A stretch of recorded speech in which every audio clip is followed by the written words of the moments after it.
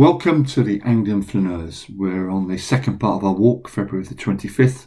On the first part of our walk, we covered Crystal Palace and Norwood. We're now working our way towards Norwood Cemetery, one of the Magnificent Seven.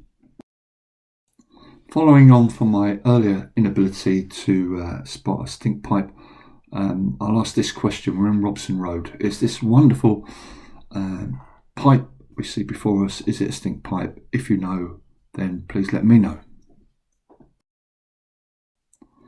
Norwood Cemetery is one of the Magnificent Seven, the other six being Nunhead, with Norwood being two that are south of the river, and the other five being Tower Hamlets, Highgate, Brompton, Kensal Rise and Abney Park. The need for the Magnificent Seven cemeteries really came about from a massively increasing population in London as people move from the countryside and agricultural economy into the industrial London, start of the Industrial Revolution, and the very high death rate. Life expectancy in London, in what was an overcrowded, polluted, dirty city, was very low.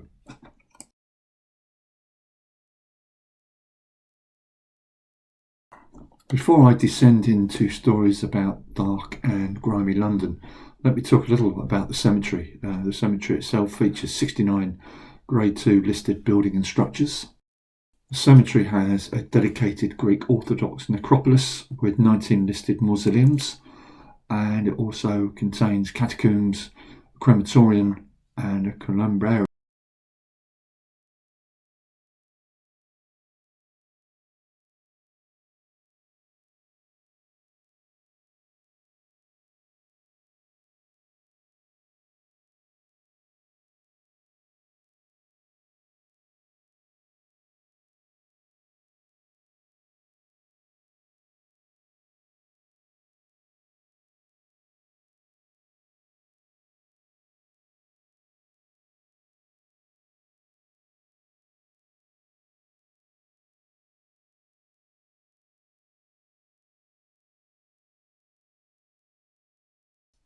I had no idea about Enon Chapel until I did some research into the Magnificent Seven, but its story really does pinpoint the problem. So I'll read you an extract from Unofficial Britain. By 1842, London was the modern megacity of the world. For some of her 2.5 million inhabitants, it was an exciting, fashionable and thriving metropolis. For many, it was a city of squalor, decay, epidemics and early death, and the disposal of the dead was becoming an increasing problem for the living. London's population had exploded, but the authorities did not plan for the increasing numbers of the dead. Burial grounds and churchyards were filled beyond capacity with coffins stacked on top of each other in deep shafts. Open graves sat just feet from the living world. The dead lay amongst the living while they tried to raise funds for a funeral. Corpses of debtors could be seized by bailiffs. Drunk grave diggers cut coffins and dumped putrefying bodies in pits and landfill to make more space, or ground up bones to be sold as bone meal for the Kent market gardeners. Clergymen and sextons turned a blind eye, their income dependent on burial fees. Body pits were hidden from mourners, who could be standing around a coffin with the wrong body as rats dug bones from the gloom.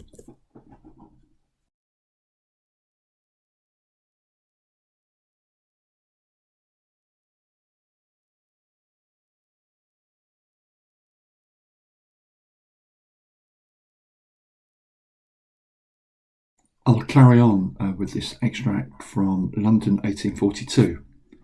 Gravediggers suffered health problems to face from the leaking miasma and could even die suffocating from the release of cadaverous vapours when breaking into bloated coffins.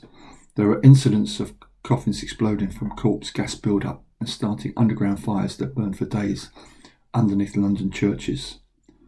Just off the Strand, the green ground was devoid of trees because the soil was absolutely saturated with human putrents.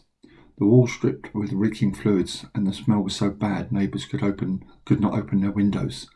For the poor, the grim interment of the dead was in many ways merely an extension of their living conditions, though few places could equal the horrors of Enon Chapel.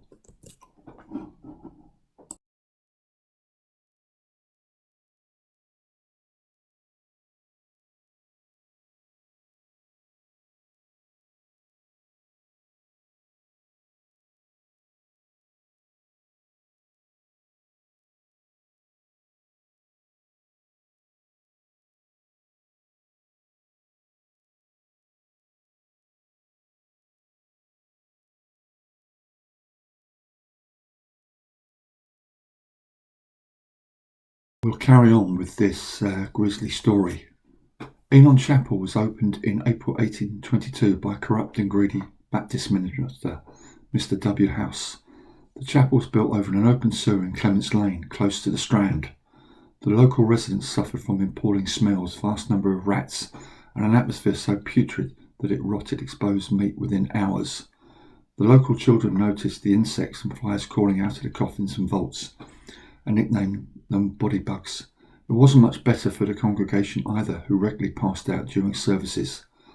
The cause lay under the flimsy floorboards, but it was only discovered in 1839, when the authorities wanted to replace the open sewer. They made a grim discovery. The chapel was a charnel house that defied sanity, offering far cheaper services than his rivals. House had over the years buried an estimated 12,000 bodies in a space 59 feet by 12. Vast numbers of decomposing bodies were separated from the living by a few inches of earth and some flimsy floorboards. To pack in more bodies, House emptied the coffins and burnt them for firewood. He doused bodies in quicklime for quicker decomposition, dumped human remains to fester in the sewer, and loaded carts to discard the bodies into the Thames and landfill at Waterloo Bridge.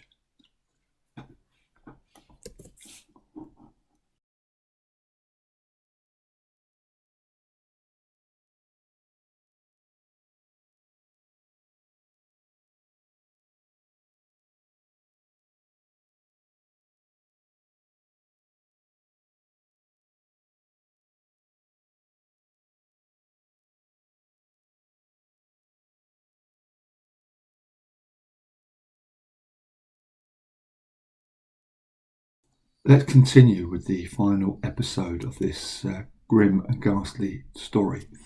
The authorities closed the chapel and vaulted over the sewer, but unbelievably did not remove the bodies.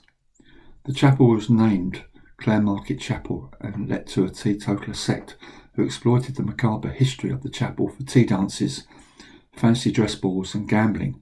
Dances on the dead went the advert, which also insisted that ladies and gentlemen must wear shoes and stockings for admittance.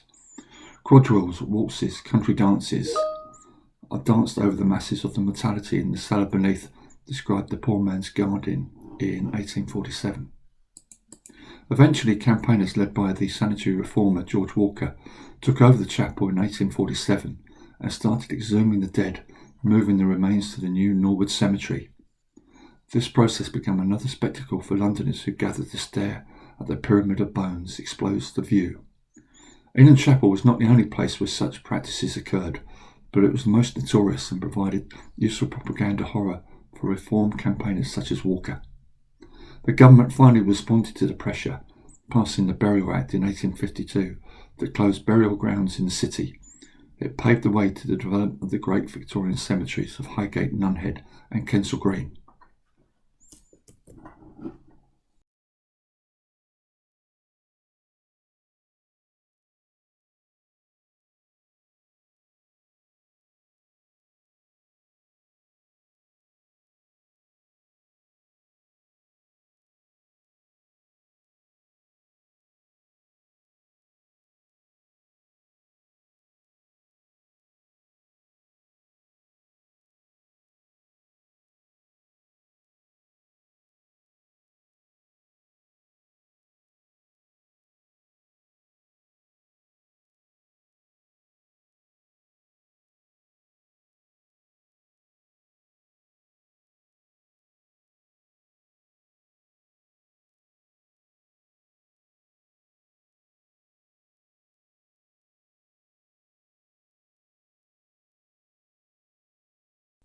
We'll have a few minutes of silence now. We're in a cemetery. You've had to listen to my monologue, so you're probably fed up with my voice. And graveyards are not really my most comfortable place, as you might know from the Lavenham video that I did about 3-4 weeks ago. West Norwood and the Magnificent Seven, they're slightly different. There's so much history behind them. I was keen to cover it, but we'll just carry on filming in silence for a while.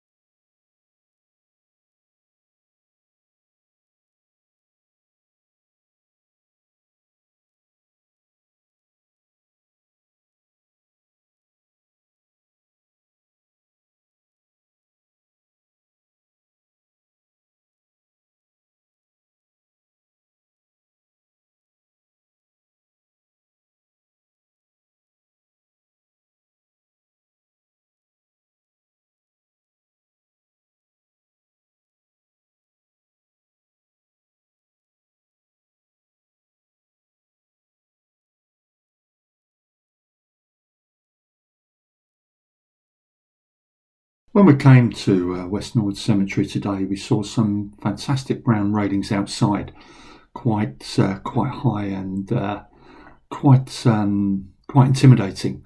Now, one of the reasons for these cemeteries having these railings was that during Victorian times, medical students had few opportunities to dissect bodies.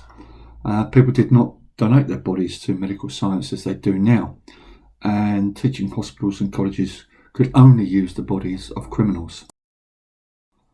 With apparently less crime in Victorian times and less bodies available to be dug up, and with increasing demand for medical research, this led ironically to criminal activity with grave robbers and burkers digging up bodies and selling them to hospitals and medical students. I mentioned burkers there. These were a group of men in Shoreditch in East London who became notorious for digging up bodies. And in some cases, if they needed bodies, they wouldn't go to a graveyard. They'd actually kill people and then sell them on to the hospitals.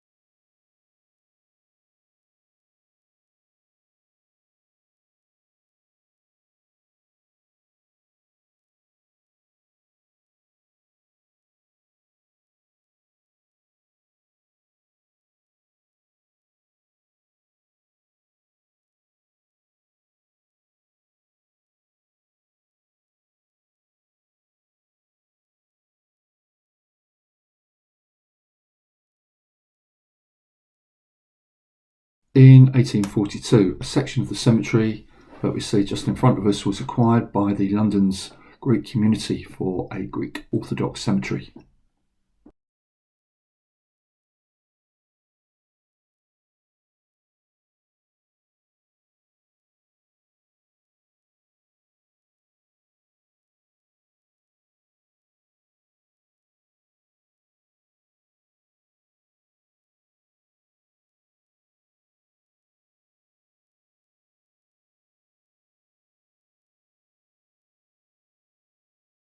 West Norwood is the world's first ever Gothic-style cemetery, reputedly.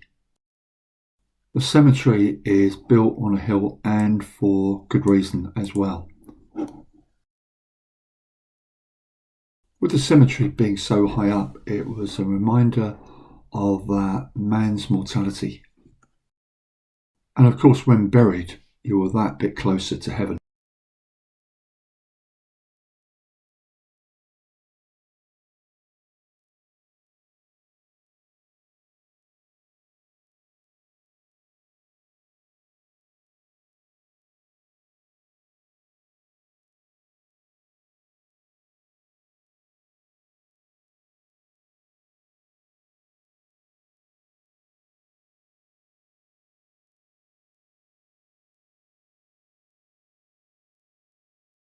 In 2010, in exploration of the remains of the Decenters catacombs, a rusty bier was found. This bier is a frame used to remove corpses or coffins before burial or cremation.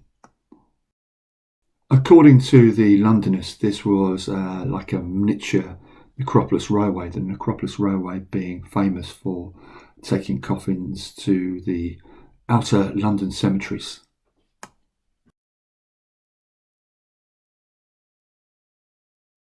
Many people seem to be fascinated with famous people who are buried in a cemetery. I mean, take Highgate, for example, famous for Karl Marx, Malcolm McLaren, and many other people.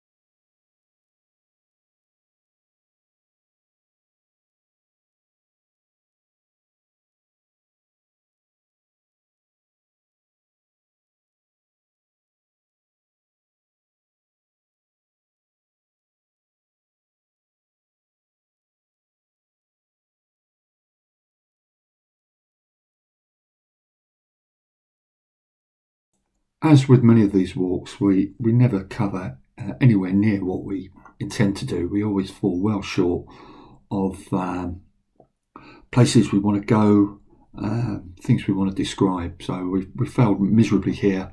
We haven't done the catacombs, and there's lots of other places within the cemetery that we would like to visit, but will give us a good excuse to come back another time.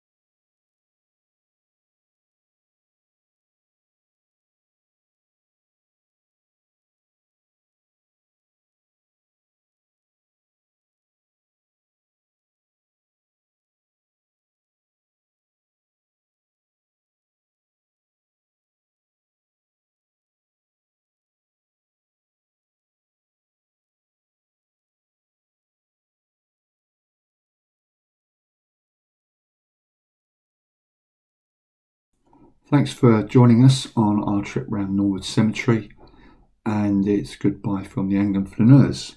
Our next vlog will be about Brixton. Thank you.